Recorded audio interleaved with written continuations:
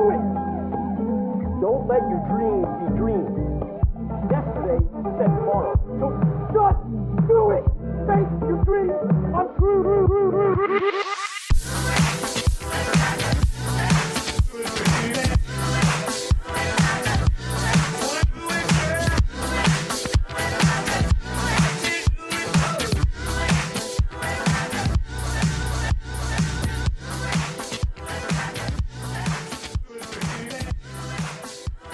Hello and welcome to Screen Tones, where we talk anything and everything webcomics. Today, we're going to be talking about fan comics. I am Rennie, I use she, they pronouns, and I make the webcomic Kate Blast.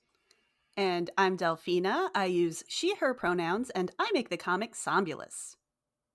I'm Crispy. I use she, they pronouns, and I make the webcomic Ghost Junk Sickness. So, what do we mean when we say fan comic?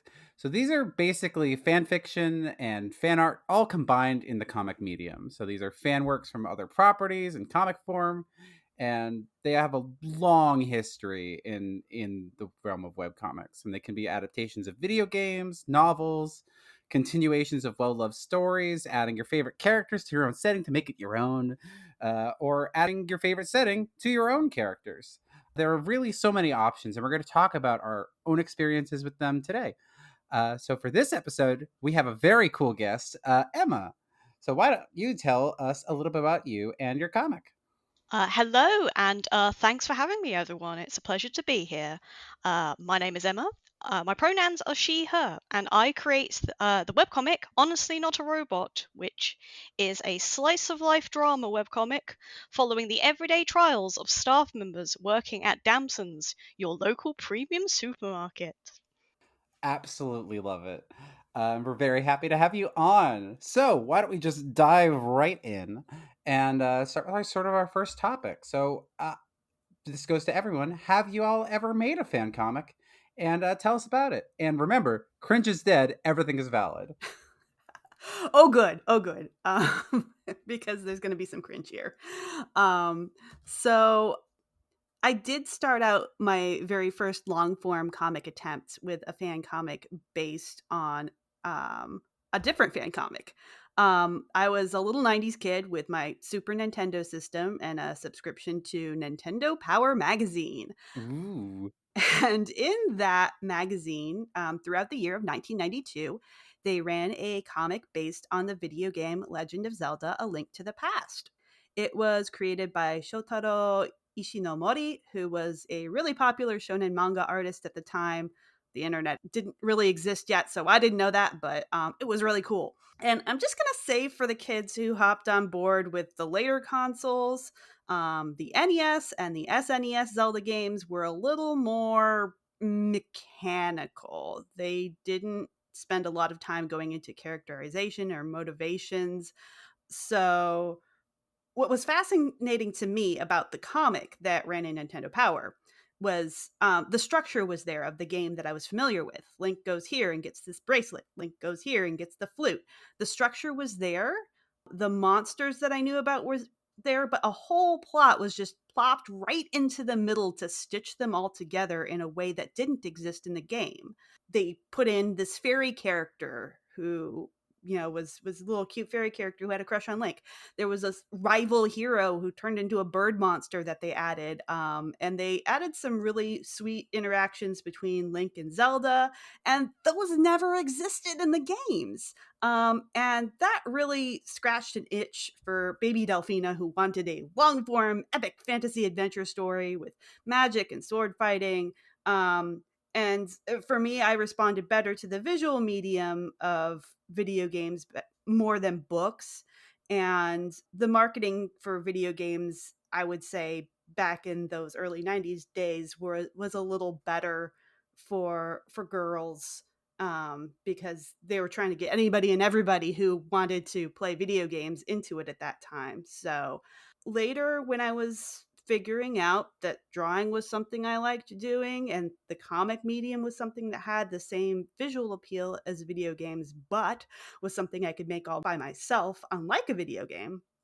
And I was also waiting that excruciating 5 years between the release of Link's Awakening and Ocarina of Time.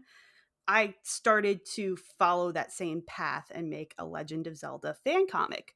It lasted about 4 glorious years. I didn't have a scanner, so my readers were my friends at school. And eventually, when I got to college, I was busy with other stuff and I didn't have a group of readers. So that gave me some space away from it. And I eventually decided to stop drawing it. But it was cute. I had a lot of fun with it. That's so incredible. And Zelda absolutely played such a big role in so many people's, storytelling base. Like I know for me, like I grew up playing all those, all the Zelda games from, Link to the Past all the way through Wind Waker, and that sort of really honed in on the a lot of storytelling where it's just definitely where you want some of the more juicy details that like they didn't give you, because like you Mhm. said, it was all about gameplay. Everything was about how does the game play, but having those outside influences of how does it make you feel, I think is awesome to hear. So Crispy, how about you? Well, I always like that idea of fan created comics and content and fandom that always extrapolates on these ideas and makes them kind of like a larger piece from yourself and from that base that you've read and stuff like that. And for me, it's quite similar to Delphi, where I had made my first fan comic of TF2. It didn't really have like this big overarching story. I think it does now. It only exists in the comics and a little bit in some of the campaigns that they've introduced over the years. But when I first got into it, it was just, you the story was about a bunch of mercenaries who had to capture the point. Basically, there was a little bit of this Manco that they had worked for, and these other characters that were kind of like intertwined with it, but it wasn't like this huge like big plot that had to exist, or you needed to know to play the game. And with that came the opportunity to create your own story from it. And of course, I really enjoyed some of the kookiness of the characters. The designs were really fun.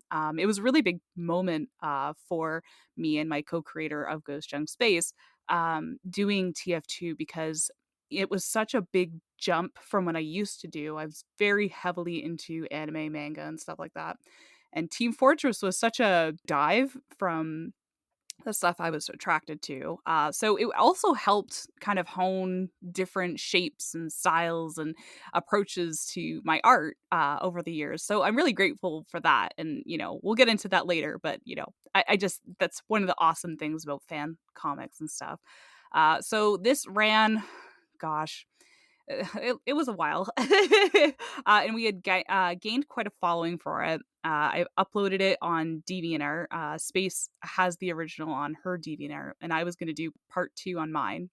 Part 2 didn't exist, or we took part 2 down because it stopped, because that's when we started doing our own comic.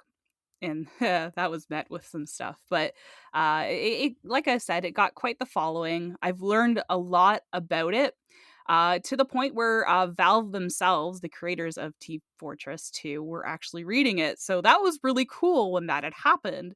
And that was a little pressure, because I was like, oh God, I don't know if we can finish this, or, do the quality that blah, blah, blah, blah, blah. But, in the end, I still have a cringy fondness for it.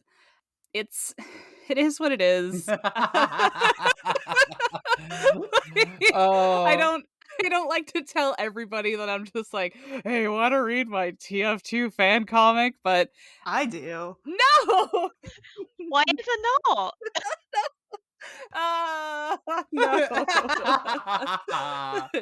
Remember, cringe is dead. Cringe is dead, remember. But not for Yeah. me. Oh god, that's so cool that like you got like the Valve people reading it too. And it's amazing the reach that like fan projects and fan things like that can have. And like with that, like there's opportunities for like, to kind of like take off from there too. And I think it makes sense too, because like if you're working on something, even if it's your job or something like that, like if you see somebody make a fan creation of something that you made, like that's the shit, man. It is. Like It is even the if shit. they think it's not great or whatever, like it is so powerful to see that somebody else has been inspired by your work. Hmm. Right? That's a huge, huge goals. Oh my god. So how about you, Emma? What is your history with fan Oh, comics? well, let's start right at the beginning. I think it's the easiest place to start. Whereas I've historically not done a fan comic in itself. I did spend a lot of my life drawing fan art, but that can all be traced back to reading, like Delphi, one of those licensed video game comics. Though this wasn't a magazine as such, it was the Fleetway Sonic the Comic, which is the UK equivalent of what Archie was. Except I'm going to cause a lot of uproar. It was better. So, like Delphi said, there are a lot of elements that you can't get from a game story, especially in sort of more simpler games. Growing up in the 90s, it was very much you press X, jump, you go. So there's only so much you can glean from this tiny blurry sprite on a CRT screen. And these licensed comics, the Sonic the Comic, turning that into a fully paneled serialized action comic to hold in my hands, that inspired me to draw as a kid in the very first place. I am pretty adamant that this comic series was so wildly out of the sort of scope of what Sonic was at the time, it may as well have been a fan comic in my eyes.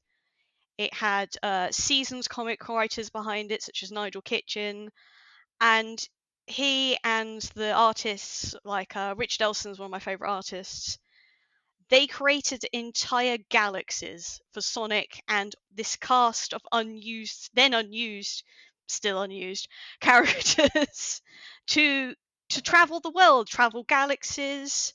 They were fighting aliens. Amy Rose wasn't a cutesy girl with a hammer. She was a badass she had a crossbow. She was a tomboy with a crossbow. Oh my god.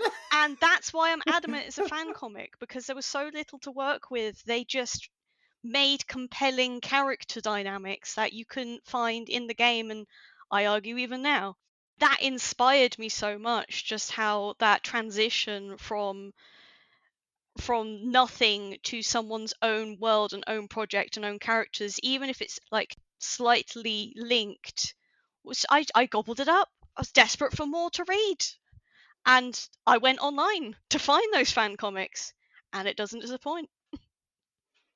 And I also have a bit of a fun trivia for you. Unfortunately, the Fleetway Sonic the comic went out of print in the early 2000s, but the fans took it online, and it is hosted as a fan comic to this day.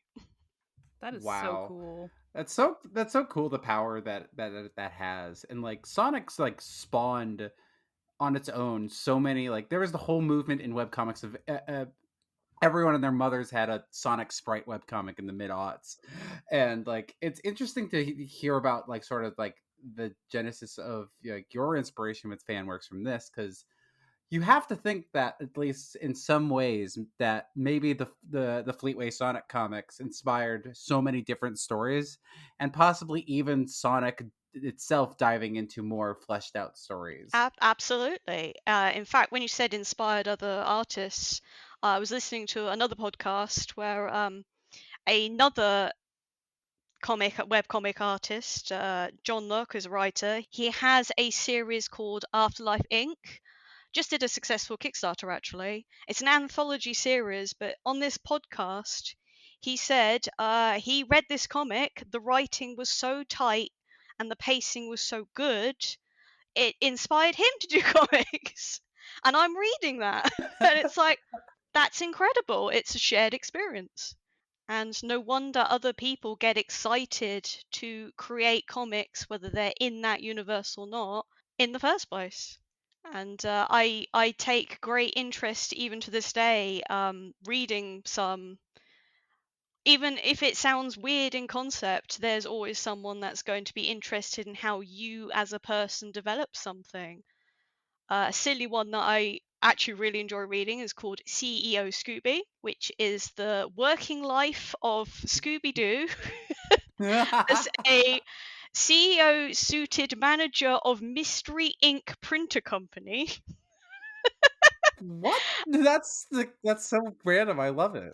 And he wields a sword to cut prices. He wields a sword. He has a katana. He uses it to cut prices. I'm my goodness. obsessed. I'm so obsessed. I am as well, because it just hits all the things that I personally like in characters and stories. Yeah, webcomics. They can cater for every niche you want. I think you hit it right on the head there, is that you hit like certain niches that people want from stories, and pulling in webcomics from that, because a lot of them had that growth from fan comics. I mean, at least me. So it's it's really cool to see like the beginnings of making fan stuff and then turning it into your own works too. To again like fill those niches and those wants from certain storytelling, like Scooby Doo as a CEO with a katana that slashes prices.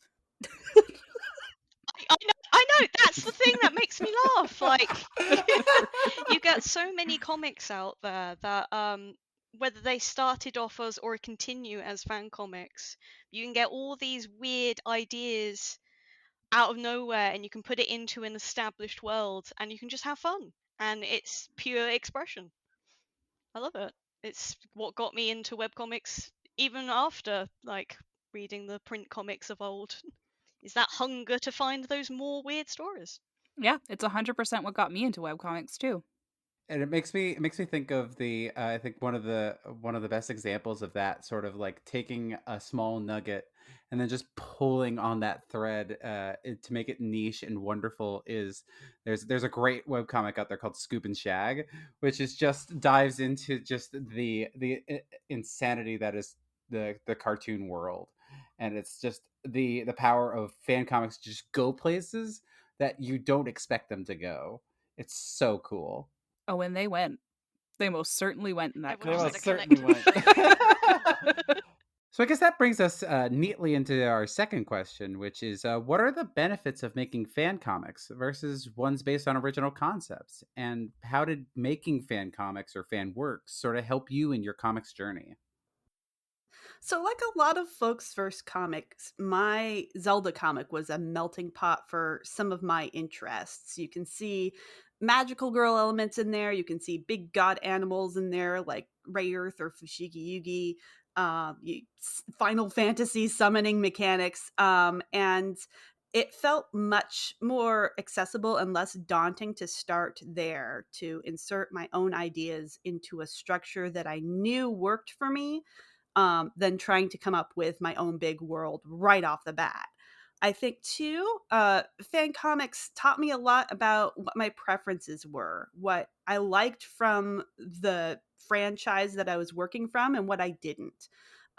Because, like, going back to Legend of Zelda, when I was trying to work with Link as a character, he sort of morphed into like a found family brother type character, and I'm like, well, that wasn't really in the original games, but I kind of like where this was going. And the things that I chose to add, why did I add them? What did I feel was missing from the original thing? It put that into much clearer contrast versus something that I would make from the ground up. So if I was adding other little bands of thieves, I decided my girl character, who is very clearly a self-insert, should have the master sword instead of Link.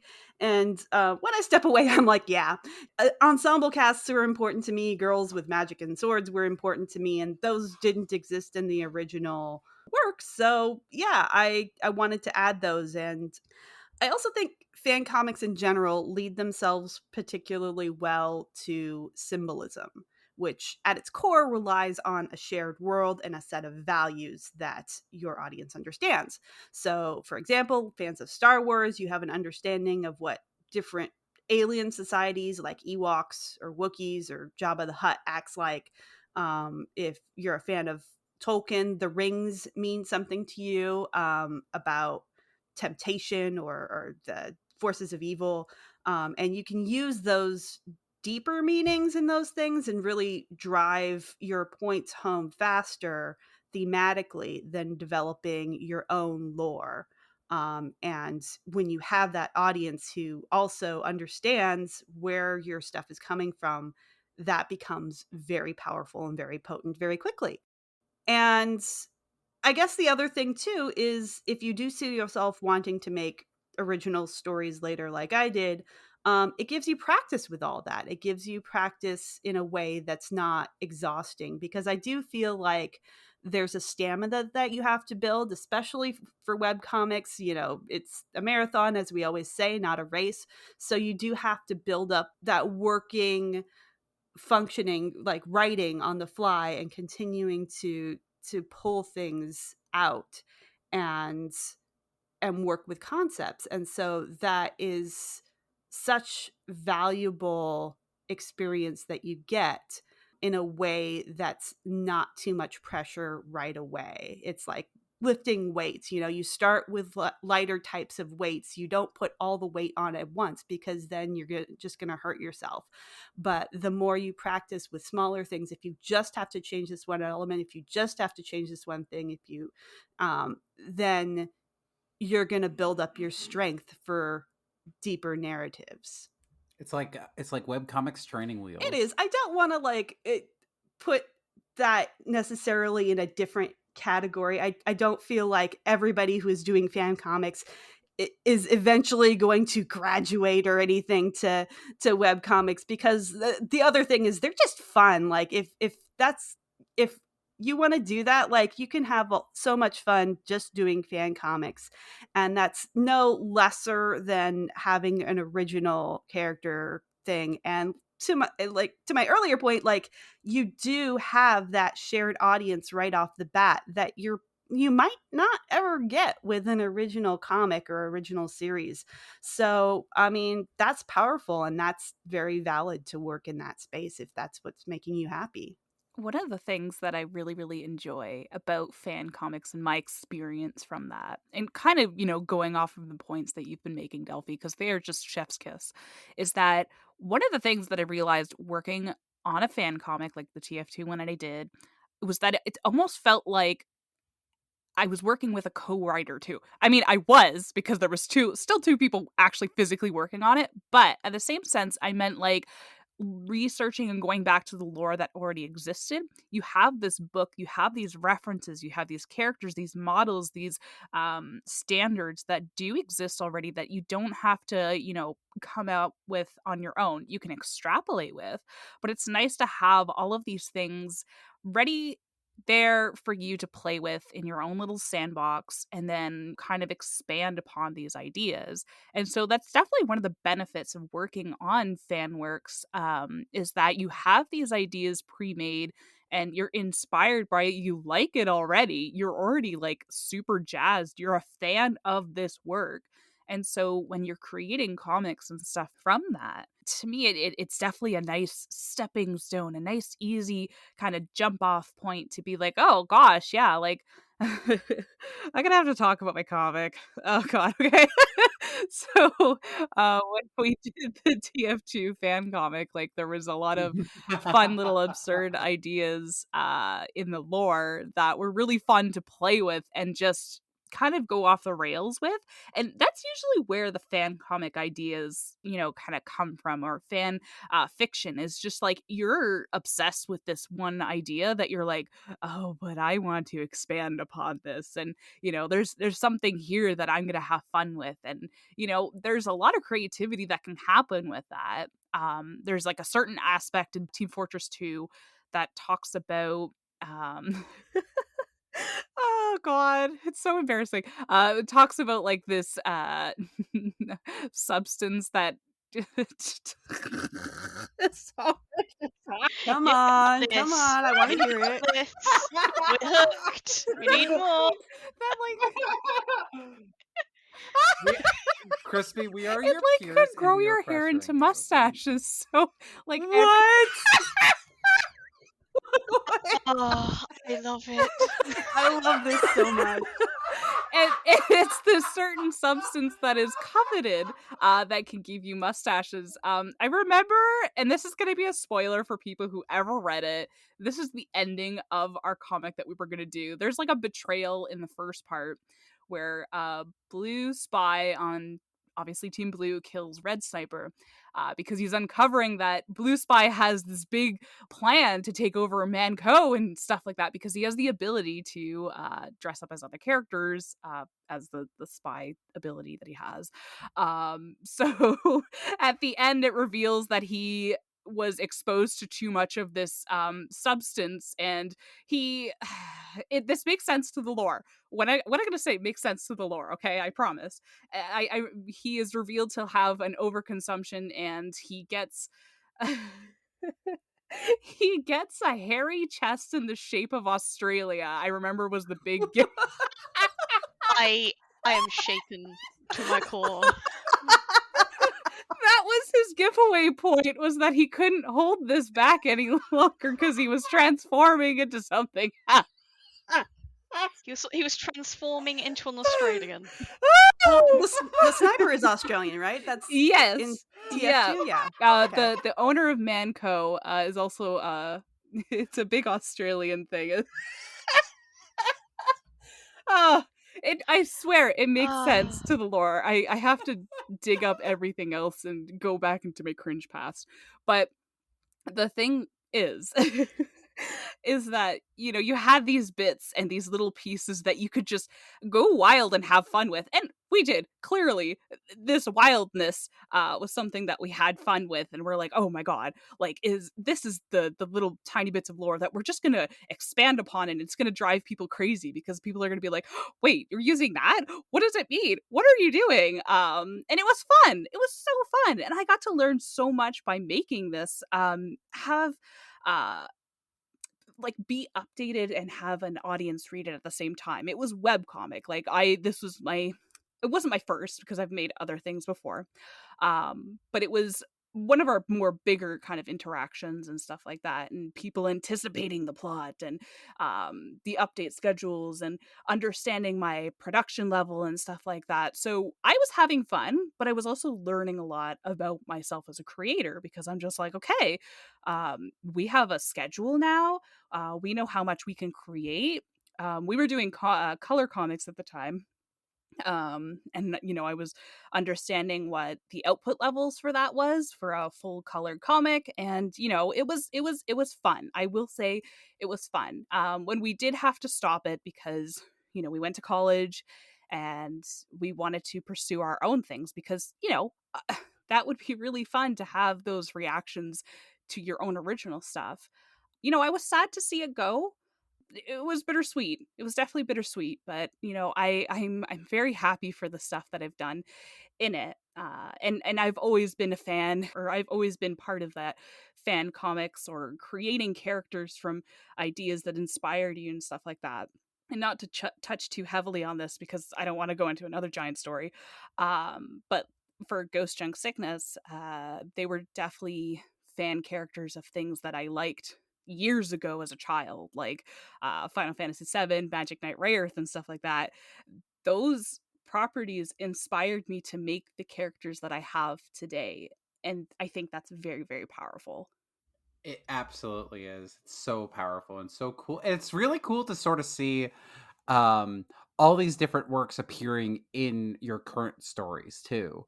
Like for Delphi, both Delphi and you, with like you can absolutely see all these elements from these fan works sort of creeping in to your main work and helping that sort of express itself in a unique but familiar way. It's so cool. And then we'll kick to you, Emma. Yeah. As I said, I haven't really done a fan comic myself, but I was very interested and engaged in Tumblr fan communities for quite some time, since probably about like 2012 up until about the end of 2017. So I spent quite a lot of time engaging in things like role plays, ask blogs, lots of fan art. And prior to then, I had been trying to do sort of like weird crossover ideas. My most infamous one was when I said, hey, when I was 13 years old, I did a random little comic about what if Crash Bandicoot and Final Fantasy VII had a crossover? And it went a little bit viral, but at the time for Tumblr. But That's awesome. it's very cursed, but as we said, cringe is dead. I live for it. But now I have my own original comic. I don't tend to do fan art as much. But I will say that my webcomic, Honestly Not a Robot, though it might be about retail and working life, it has deep roots being conceptualized as kind of a fan comic. Let me explain. So, after getting into webcomics through wanting more fan content and reading all these sprite comics and interesting ideas, I got into a lot of fandoms, as I said. The main one that I got into 2016, 2017 wise was the Five Nights at Freddy's sister location Tumblr fandoms. It was just the way the story was shown to the player, the visual horror, the designs. I felt it. I was really into it. But there was one character specifically that I latched onto. I started doing little role plays with the character. I was doodling him everywhere. He was a little zombie robot. I was like, that's my thing. That's what I'm into. But what I didn't realize is I was subconsciously picking and choosing what I liked from this series, even if I didn't realize it at the time.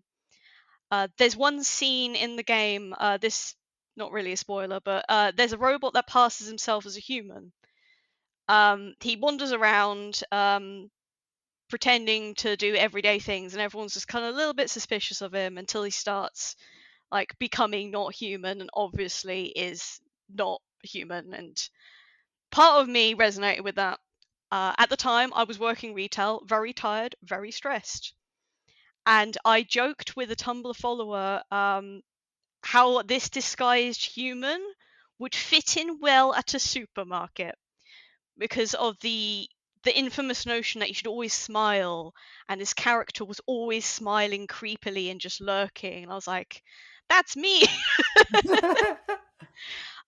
So that, if you think that's the first element that I started subconsciously picking away at, I started drawing that more than any of the robots and the costume stuff. I was like, that's my guy. In the background, another thing that I was getting into was the Welcome to Night Vale podcast.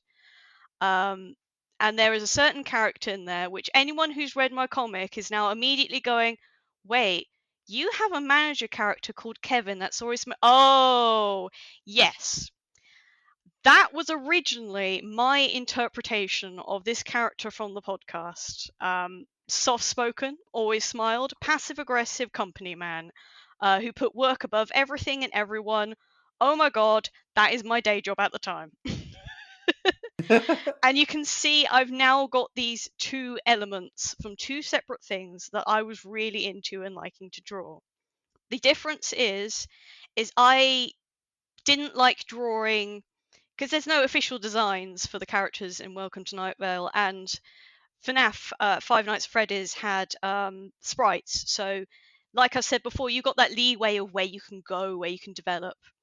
And I wanted to develop them slightly differently to the way that Tumblr designs had. There was like an unofficial Tumblr design for each of these fandoms. But maybe I wanted to have a different haircut. Maybe I wanted to have like, ooh, what if my Kevin was wearing a suit? What if he wasn't actually murdering people and he was just really passive aggressive and it freaked you out? And then wait, I just made a character. I've made myself a character. Oh no. And my point is that through exploring these two ideas and two worlds, these two disconnected worlds, I realized there was a common theme that I really wanted to work on, which was what it means to be human in a workplace. That's what I was just feeling at the time. And these are two very small, inconsequential parts of a greater fandom.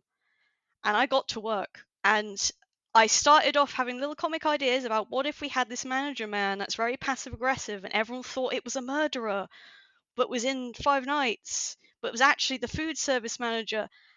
And then as I just realized I didn't like the horror aspect so much, I enjoyed the character drama. And I want to be clear, my comic, Honestly Not a Robot, is not horror. It's got no supernatural elements, because even though they came from horror media and horror stories, I took the parts that I liked, and bit like Crispy and Delphi did, I just developed the stuff that I liked. Just happened to be in another world, in another story. But it came out to be something that I was excited to work on. That's so interesting to me too, that like it wasn't just one fandom that you were looking at, it was two at the same time, and that kind of formed between the space when you started to compare them and you started to see the pattern of, I'm drawing this thing from, Five Nights at Freddy's, but also from Welcome to Night Vale, and like there's a similarity to those things, and that just fascinates me. And the fact that you went and you took that theme, what it meant to be human, from those. That gave me absolute shivers. I was like, oh, yes, that is extrapolating these amazing ideas and then turning it into something that means something to you for a narrative to explore. Absolutely. And that's what I would recommend to anyone, that if you just, even if it's 10 pages, and you just want to say something about a comic that you want in 10 pages. It could be trying to think of a fandom off the top of my head. Like maybe Crispy with Final Fantasy VII. Like maybe one of the characters, maybe Cloud turns up and he's thinking about that really cool wig. It's like, is it weird to want to wear the wig again? And you just want to have a little 10-page story where he's discussing about how nice and free it is to wear a wig and not be Cloud, not be under the weight of the world and the plot and everything. And then maybe you sit there and you think to yourself, man, that says something maybe about me, about how maybe I want to wear the wig. And then you just start, I don't know, found family exploration story. It could be as simple as that. But you won't know unless you do it. I guess that brings us into our last topic too, which is what do you guys feel about the state of fan comics today, and what concerns do you think people should keep in mind when they're approaching fan comics? Um, so obviously there are limitations when you're trying to make fiction or art based on other people's properties. Big companies like Disney might give you cease and desists. Sometimes the official series or the creators might go in places that contradict where you went in later installments, because everything is a series today and nothing can end, but that's another complaint. And or maybe like you just don't want to be associated with the work or the story anymore. Harry Potter, oh my god. So evaluate where you are on a regular basis, I think, is what the takeaway for me is. Just make sure that you're still having fun, that you're still enjoying yourself, that it's still legal or something that you want to be doing. Because fan comics, a little more often than original comics, are something that you might want to cut ties with eventually. And that's okay. If something runs its course, if something has its season, that's fine, as long as you had fun and you did something, and you put something out there that didn't exist before. And I think that's really important.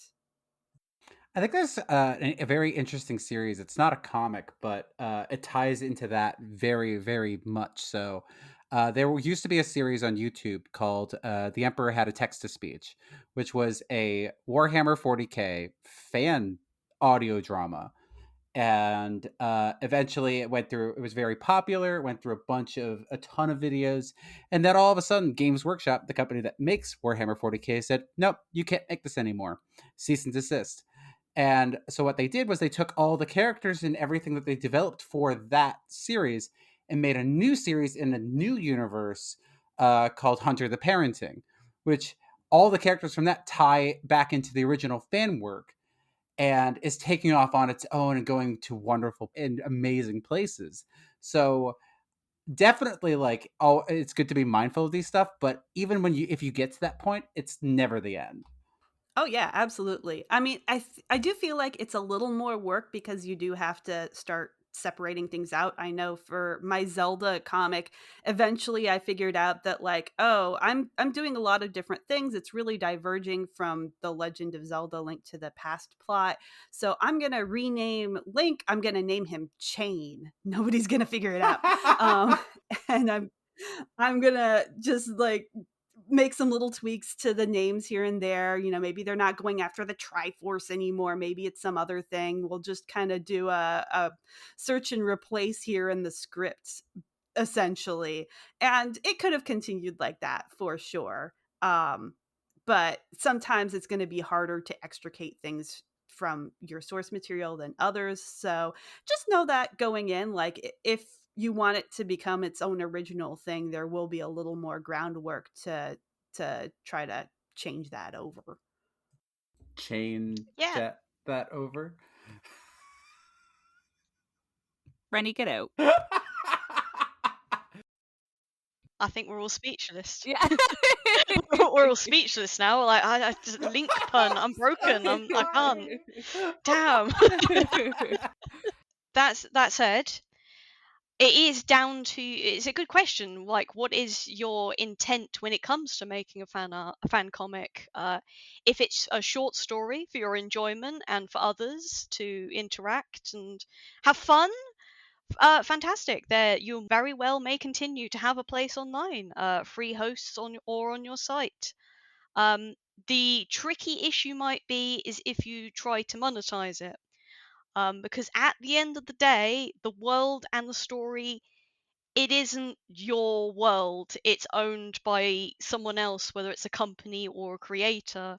So if it gets to that, it might be worth asking if you've gone wildly off with for example, you don't have Link anymore, you have Chain. Or if you don't have Link, you might even have Lonk. Like, it could be. Everyone loves Lonk. Just rub it in, it's fine. Yeah. Like, if they have new looks, if they have new personalities, new pairings, even an entire new alternate world, it might be worth asking yourself, do I want to make a new story out of this? But it all comes down to you at the end of the day. If you're happy with fan comics, go off. If you're feeling, I want something a bit different, then you know your answer. That's a really good point to bring up, with the fact that like peer pressure definitely plays a lot of like a big part of it. And, you know, having my Team Fortress comic being something that was enjoyed by people in, you know, real time, people asking for updates and speculating and stuff like that, there was definitely a certain pressure to produce a certain way, do a certain plot, have certain characters and stuff like that. All of which I ignored. At least I had the ability to be like, nah, we have it written out. We know where we're going. You will not change us. But that still is something that will eat at you with the peer pressure and stuff like that. And to just enjoy things and do them the way that you want to do, at the pace that you want to do them, and how you want them to do. And honestly, that's where like I have issues with a lot of like modern like cringe culture, if you would, because like people look on a lot of this stuff sometimes with the attitude of, oh, that's so cringy, but it's like you're having fun making it, you're enjoying yourself, and you were learning things. I don't think there's anything cringy about that, honestly. Absolutely not. In fact, a pretty well-known example of how cringe is good is Tyson Hess.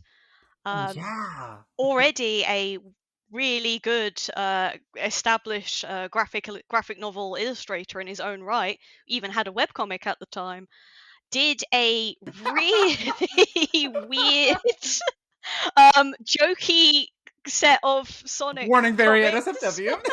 which, yes, if anyone knows what they are, you already know. Poor Knuckles. The enchilada. But that was such a jokey, absurd place of joy for him that he is now the lead animation director for a lot of Sonic projects, as well as still doing graphic novel illustrations in his own right. That's the fun aspect of it. It just, if you say doing something absurd like that, you know, you shouldn't do things like that. I argue that why not?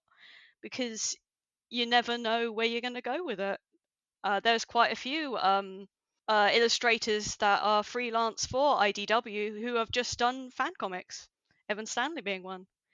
Still working on their fan comic, their Sonic fan comic. So yeah, cringe is dead. Go for it.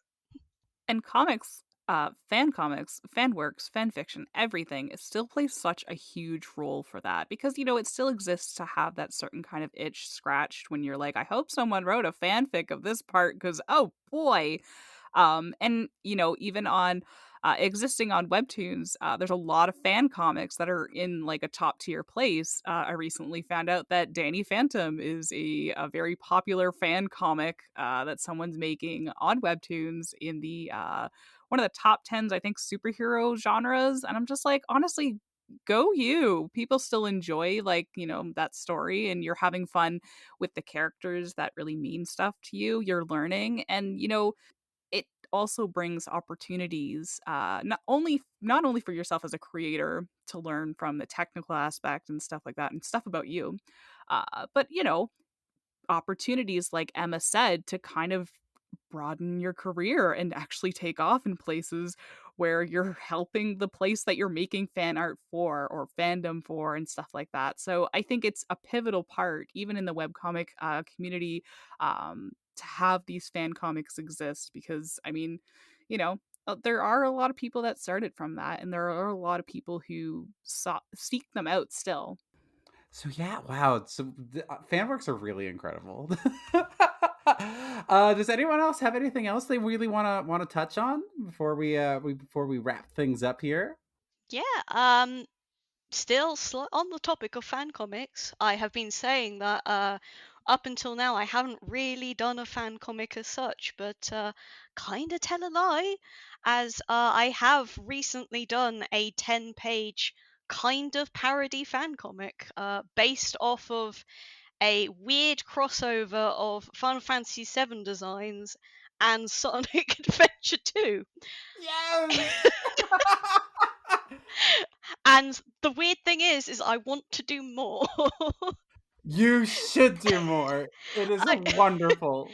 As I said, like, I take great enjoyment of taking small moments from a series and then just going, but why is this?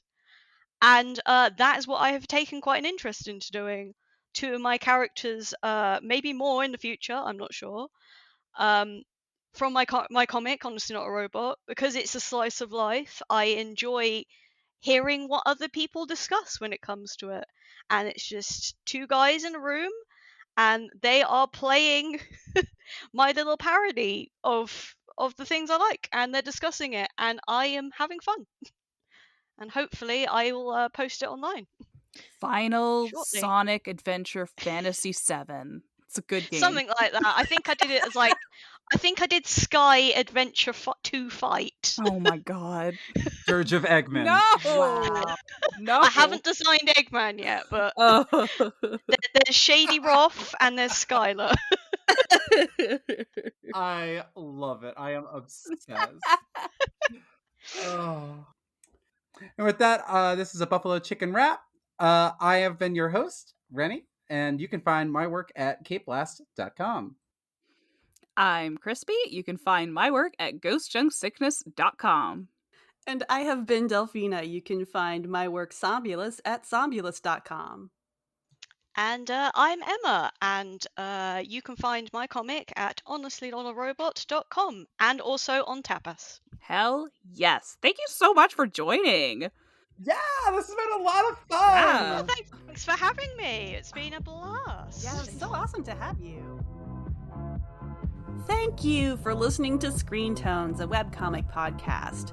Want to know some other ways to support us? Check out our Ko-fi at ko-fi.com/ScreenTonesCast, where your support will help us create more episodes, reach cool extra bonus goals, and keep us talking about anything and everything webcomics.